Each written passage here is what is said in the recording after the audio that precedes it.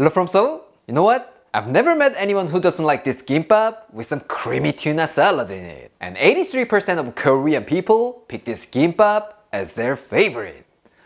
Of course, that's just my guess. But trust me, even though you're not a big fan of canned tuna, once you have a bite, this version will become your favorite.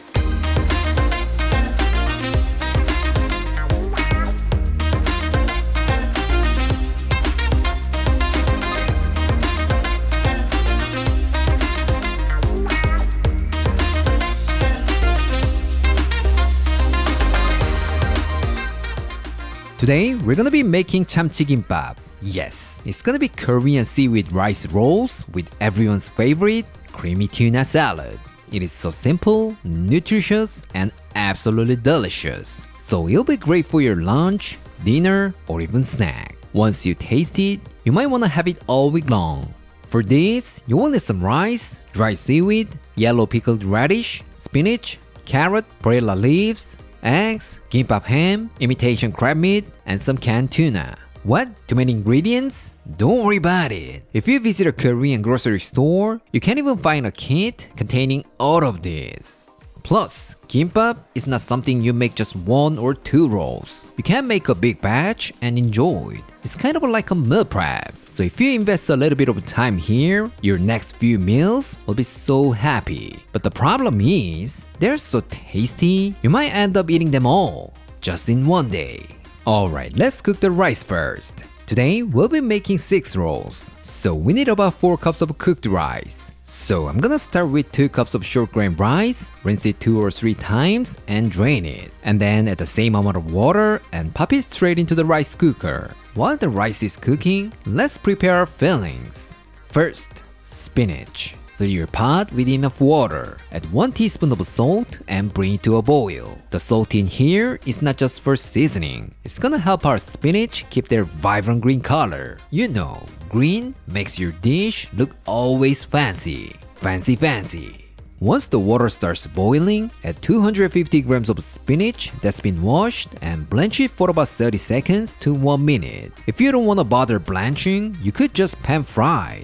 But this is like the traditional way, so I'm gonna stick with this method. Once that's done, dunk it in some cold water and give them a good squeeze. Because if there's too much moisture in the spinach, they can make our gimbap soggy. Alright, let's put them in a bowl and season them with half a tablespoon of minced garlic, a quarter teaspoon of salt, 1 tablespoon of toasted sesame oil, half a tablespoon of toasted sesame seeds, and give them a good mix. Here, instead of rubbing or squeezing, just gently toss them together so that you don't get some weird spinach puree or something. Remember, it's not your laundry. By the way, we have all the instructions and a list of ingredients on our blog, aaronandclaire.com, so please visit here if you need a written recipe. Next, get yourself a large carrot and cut it into thin matchsticks. If you want to reduce the prep time, you can totally use a mandolin slicer. No problem at all. Once you're done slicing, get yourself a large pan, add 1 tablespoon of oil and turn the heat to medium.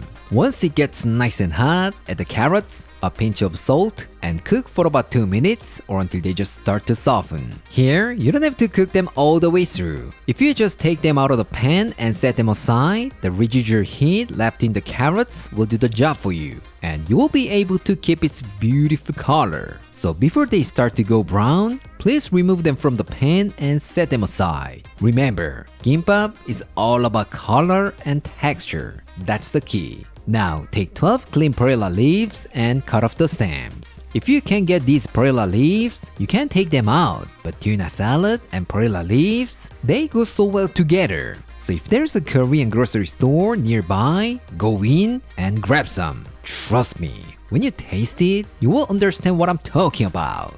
This time, let's prepare the egg filling. Crack 4 eggs into a small container. Add a pinch of salt and beat them up really well. Once that's done, in a large pan, add half a tablespoon of oil and swirl it around the pan with some paper towels. And then turn on the heat to medium. Once it's heated, pour in half of the beaten eggs and make a thin layer. After about 30 seconds, flip and cook the other side. Once it's cooked on both sides, you can remove it from the pan and repeat this one more time.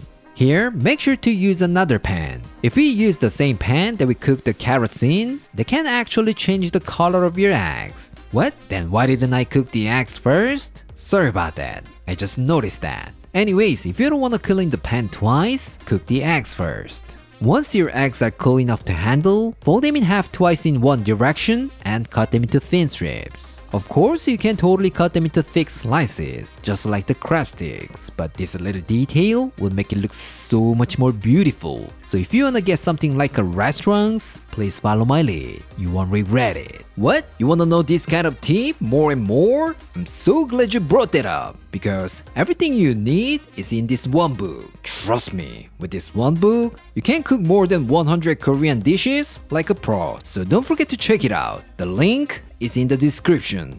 Now, let's prepare some gimbap ham.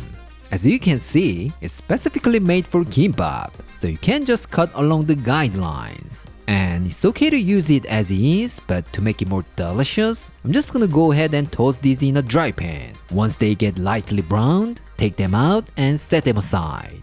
This time, take the canned tuna and drain it, and then put it in a mixing bowl. And then to that, let's add 4 tablespoons of Kewpie mayo, some black pepper, and give it a good mix. That's it. So simple, right? But if you wanna take it to the next level, then add 1 stalk of sliced green onion and half of a chopped green chili. Trust me, these will make it so much better. Alright, before we start rolling, let's season our rice. Transfer all the rice into a large mixing bowl. Add 1.5 tablespoons of toasted sesame oil, half a teaspoon of salt, and 1 teaspoon of toasted sesame seeds. And using a spatula, give it a good mix without mashing up the rice. When making gimbap, if the rice is piping hot, the steam can make your dry seaweed soggy. So make sure you cool it down a little bit. Alright, everything is ready to go. Let's bring it all together. Place your dry seaweed on top of the bamboo mat with the shiny side down and the rough side up. And then take up 3/4 of a cup of seasoned rice and spread it out nice and thin.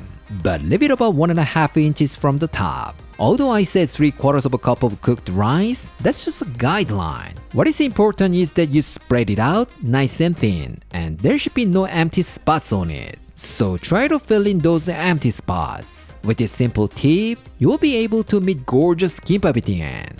Alright, let's start adding our fillings. Perilla leaves, tuna salad, egg, carrot, spinach, imitation crab stick, ham, and yellow pickled radish. Now all we need to do is just roll it. What? It looks a little difficult? Don't worry about it. Let me tell you step by step. Place your thumbs under the bamboo mat and hold all the fillings with your other fingers. And then just tightly roll it. Once you reach the top edge of the rice, press it hard and make sure all the fillings are in the inside. Once that's done, you can just roll it all the way up. And then place your gimbap same side down. This is gonna help hold the shapes so your gimbap is not gonna burst open at the end. Alright, let's repeat the process with the remaining ingredients. With me, it's not difficult at all, right? Alright, let's slice our tuna gimbap. But before we do that, let's coat our gimbap and knife with a generous amount of toasted sesame oil. Because the rice is so sticky, if you don't coat them, it will stick to the knife and your gimbap is gonna fall apart. Alright, let's slice them up very gently and place them on a plate. How does it look?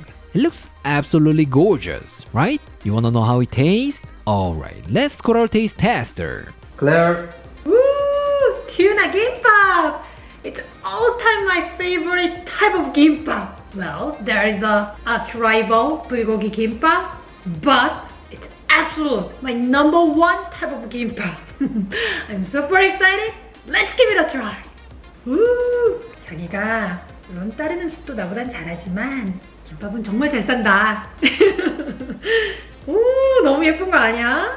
Isn't it so beautiful? Just by looking at it makes me so happy. Cheers! 잘 먹을게. 감사합니다.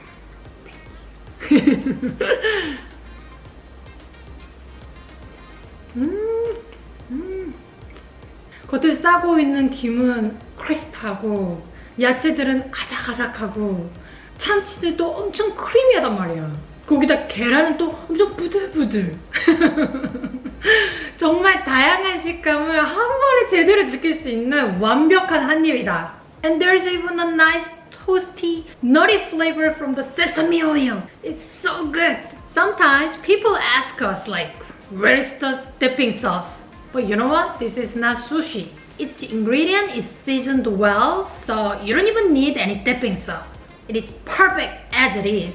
So you can just grab a piece and just eat it. That's the authentic way to enjoy this gimbap. You're welcome. 내가 딴 데서 먹는 김밥보다 자기 김밥을 유독 좋아하는 이유가 일단 재료를 아낌없이 정말 많이 넣어줘가지고 한가득 제대로 즐길 수 있어서 그게 너무 맛있는 것 같아. 그게 너무 좋은 것 같아. 재료가 팍팍 들어가야지 맛있다고. 김밥 하면 항상 빨리 먹는 그런 간편한 식사 혹은 소풍 음식 약간 이런 느낌이 나한테 되게 항상 꽂혀 있었거든? 근데 오늘은 그 깻잎의 향이랑 야채들 아삭아삭하고 라이트하니까 뭔가 되게 여름이랑 되게 잘 어울리는 그런 음식으로 느껴진다. Never thought about that way, but it is so good. 못생겼지만 제일 맛있는 꼬다리를 먹어봅시다. If I eat this piece, it's gonna take a long time to chew, so let me say goodbye here. Hope you guys try. Enjoy! Cheers!